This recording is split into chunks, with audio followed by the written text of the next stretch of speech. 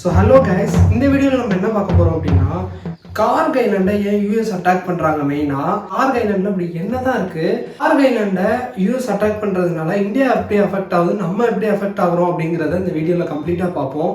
So அதுக்கு முன்னாடி Garg ஐலாண்டோட history தெரிஞ்சாதான், நமக்கு கார்க் ஐலாண்ட்னா என்னன்னு தெரிஞ்சாதான் இந்த பிரச்சனை எப்படி போகுது அப்படிங்கிறது நமக்கு தெரியும். ஸோ கார்க் ஐலாண்டோட ஹிஸ்ட்ரி எடுத்து பார்த்தா அதை ஒரு நாள் பேசலாம், ஆனால் நான் அது சிம்பிளாக உங்கள்கிட்ட 2 நிமிஷத்தில் உங்கள்கிட்ட வந்து அதை சேர்க்குறேன். ஸோ கார்க் ஐலாண்ட் அப்படின்றது ஈரான்லேருந்து 30 கிலோமீட்டர், அதாவது பெர்ஷியன் கல்ஃப் அப்படின்ற ஒரு கடற்பகுதியில் ஈரான்லேருந்து 30 கிலோமீட்டர் தொலைவில் இருக்குது. இந்த பெர்ஷியன் கல்ஃபில் அமைஞ்சிருக்கிற கார்க் ஐலாண்ட் ஈரானுக்கு எப்படி உதவுதுன்னு பார்த்தீங்கன்னா, ஈரான் வந்து அந்த காலத்தில் ஆயில் இருக்குன்னு கண்டுபிடிச்சப்போ அதோட ஆயிலை எல்லாத்தையும் ஒன்றா கலெக்ட் பண்ணி கொண்டுட்டு வந்து எக்ஸ்போர்ட் பண்ணுறதுக்கு ரொம்பவே கஷ்டப்பட்டுருக்காங்க. ஸோ அப்படி இருக்கும்போது ஈரானோட ஷீஷோர்ஸில் சின்ன சின்ன கப்பலை வச்சு தான் போர்ட்ஸில் எக்ஸ்போர்ட் பண்ண முடிஞ்சிருக்கு. பெரிய பெரிய கப்பல் கொண்டு வந்தால் இன்னுமே உங்களுக்கு டிரான்ஸ்போர்ட் காஸ்ட் எல்லாமே மிச்சமாக இருந்திருக்கும். நீங்கள் தமிழ்நாட்டில் எந்த டிஸ்ட்ரிக்டை வேணால் எடுத்துக்கோங்க, அந்த டிஸ்ட்ரிக்டை விட சின்னதாக இருக்கிற ஒரு ஐலாண்டு தான் அந்த கார்க் ஐலாண்ட். ரொம்பவே சின்னதாக இருக்கும். நீங்கள் சேட்டலைட்லேருந்து கூகுள் மேப்ஸ் இமேஜஸில் கூட கார்க் ஐலாண்ட்னு போட்டிங்கன்னா வரும். ஸோ அந்த கார்க் ஐலாண்ட் எப்படி உதவி இருக்குது அப்படின்னு பார்த்தீங்கன்னா, அந்த ஃபார்ம்லேண்ட்ஸில், ஈரானோட ஃபார்ம்லேண்ட்ஸ் அது ஃபுல்லாகவே டெசர்ட்டாக தான் இருக்கும். ஸோ அந்த இடத்துலேருந்து எடுக்கக்கூடிய எண்ணெயை ஸ்ட்ரைட்டாக பைப் கேனால்ஸ் மூலமாக ஸ்ட்ரைட்டாக கார்க் ஐலாண்டுக்கு கொண்டுட்டு வந்து அங்கேருந்து எக்ஸ்போர்ட் பண்ணுறதுக்கு ஈஸியாக இருக்கும் அப்படின்ட்டு பிளான் பண்ணி கொண்டுட்டு வந்ததுக்கு அப்புறம் தான் கார்க் ஐலாண்ட் பிக்கப் ஆயிருக்கு. கார்க் ஐலாண்டுக்கு கொண்டுட்டு வந்த மெயின் ரீசன் எதுக்குன்னா, ஈஸியாக நங்கரம் போட்டு நல்ல ஆழத்தில் நிற்க முடியும், பெரிய கப்பல்கள் கிட்ட வந்து ஏற்றிட்டு போக முடியும். ஸோ இதனால கார்க் ஐலாண்டை சுற்றி நிறைய போர்ட்ஸ் அமைச்சு பயங்கரமாக இன்ஃப்ராஸ்ட்ரக்சர் பில்ட் பண்ணியிருந்திருக்காங்க. ஸோ கார்க் ஐலாண்டை யாரெல்லாம் ரூல் பண்ணியிருக்காங்க அப்படின்னு பார்த்தீங்கன்னா, அந்த காலத்தில் டச், பிரிட்டிஷ், அப்புறம் இஸ்லாம் சேர்ந்தவர்கள் எல்லாருமே வந்து ரூல் பண்ணியிருக்காங்க. 1950லேருந்து 1960 வரைக்கும் மெயினான ஆயில் டிப்போர்ட்டிங் ஏரியாவாக இருந்திருக்கு இந்த கார்க் ஐலாண்ட். இந்த கார்க் ஐலாண்ட்லேருந்து தான் உலகம் முழுக்க எல்லா கண்ட்ரிஸ்க்குமே போயிட்டு இந்த ஆயில் எல்லாமே போயிட்டு சேர்ந்துருக்கு.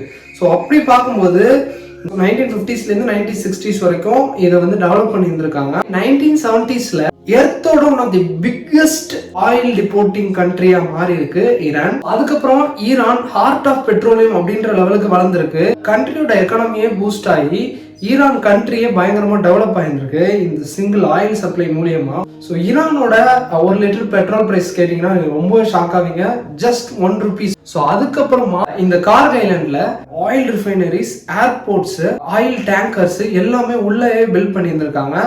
பிளஸ் அவங்க அங்கே வேலை பார்க்கறதுக்கான ஆட்களும் அங்கேயே தங்குறதுக்கான ஒட்டுமொத்த இன்ஃப்ராஸ்ட்ரக்சரும் அங்கே மேக் பண்ணியிருந்திருக்காங்க.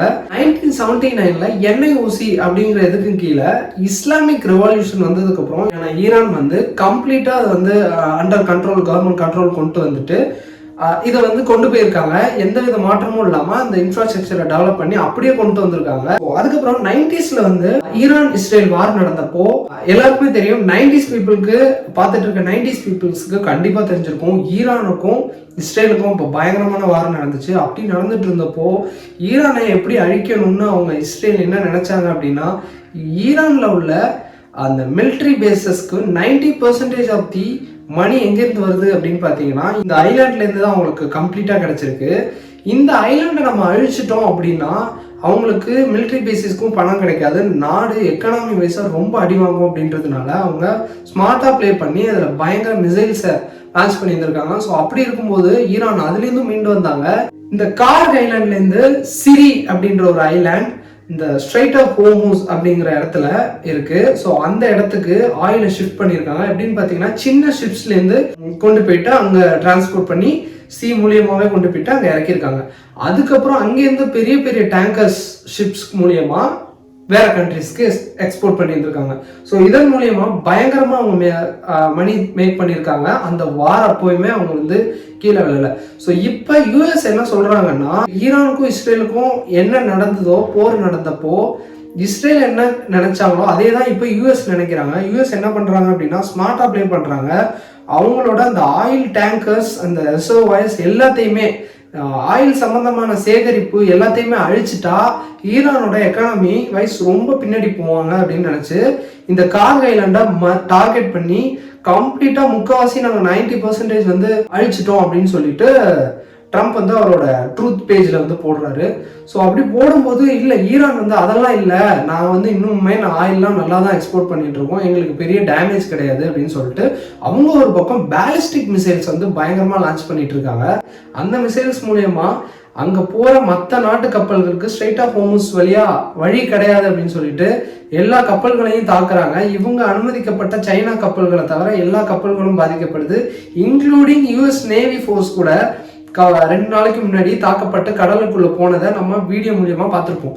ஸோ இதுக்கப்புறம் ட்ரம்ப் என்ன சொல்றாரு அப்படின்னா, எங்களுக்கு ஸ்ட்ரெயிட் ஆஃப் ஹோர்முஸை திறந்து விட்டாதான் மற்ற நாடுகளோட குளோபல் எக்கனாமி பாதிக்கப்படாம இருக்கும். ஸோ குளோபல் எக்கனாமி பாதிச்சுது அப்படின்னா இந்த மாதிரி இந்தியாவில் நீங்க பாக்குற மாதிரி சிலிண்டர் பிரச்சனை, எல்பிஜி கேஸ் இஷ்யூஸ், அப்புறம் பெட்ரோலியம் சம்பந்தமான பை ப்ராடக்ட்ஸ் அனைத்துக்குமே இந்த பிரச்சனை கண்டிப்பா ஏற்படும். ஸோ இந்த மாதிரி ட்ரம்ப் சில விஷயத்துக்காக பண்ண போய் அது எல்லா நாட்டையும் பாதிக்கிறதுனால ஸோ ட்ரம்ப் மேலே இது டெஃபினட்டாக ப்ரெஷர் தான். ஸோ ஸ்ட்ரைட் ஆஃப் ஹோர்முஸை திறக்க சொல்லி சார்ஜ் பண்ணுறாரு. ஆனால் ஈரான் நாங்கள் அப்படியெல்லாம் பண்ண மாட்டோம் அப்படின்னு சொல்லிட்டு அவங்களோட தரப்புல ஸ்டாண்டர்டாக இருக்காங்க. இந்தியாவுக்கு எல்பிஜி இஷ்யூஸ், கேஸ் இஷ்யூஸ் இருக்குது, சிலிண்டர் கிடைக்கல. கிராமங்களில் பார்த்தீங்கன்னா இப்போ தமிழ்நாட்டிலே நிறைய அனௌன்ஸ்மெண்ட் பார்க்க முடியுது. 45 நாளுக்கு ஒரு சிலிண்டர் புக் பண்ண முடியும் வில்லேஜஸில், அண்ட் டவுன்ஸில் 30 டேஸ்க்கு ஒன்ஸ் புக் பண்ண முடியும் அப்படின்னு சொல்லிட்டு தான் சொல்கிறாங்க ஆஃபீஸர்ஸ்லாம். ஸோ இந்த பிரச்சனை கூடிய சீக்கிரம் முடியணும் அப்படின்னா இந்த ஸ்ட்ரெயிட் ஆஃப் ஹோர்முஸை கம்ப்ளீட்டாக திறக்கணும். அப்படி திறந்தால் தான் இந்த பிரச்சனை முடியும். ஸோ அது வரைக்கும் இந்த இஷ்யூஸ் பற்றி நான் உங்களுக்கு சிம்பிளாக சொல்லியிருக்கேன். கார்கோ ஐலாண்டை பற்றின ஹிஸ்ட்ரி தெரிஞ்சாதான் உங்களுக்கு பின்னாடி என்ன நடக்குது அப்படின்றது தெரியும்.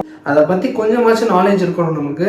அதனால தான் எல்லாரும் மாதிரியும் ஈரான் இஸ்ரேல் வார், அப்புறம் யூஎஸ் ஈரான் வார்னு சொல்லிட்டு நார்மலாக வீடியோ போடாமல் உங்களுக்கு வந்து கார்கோ ஐலாண்டோட மொத்த ஹிஸ்ட்ரியுமே இங்கே நான் இறக்கியிருக்கேன். This is my first video, நான் சொல்ல மறந்துட்டேன். This is my first video. என்னோட எஃபோர்ட்ஸை நான் இங்கே கண்டிப்பாக போட்டு உங்களுக்கு இன்னும் நிறைய நியூஸை எடுத்துகிட்டு வரணும்னு தான் நான் பார்ப்பேன்.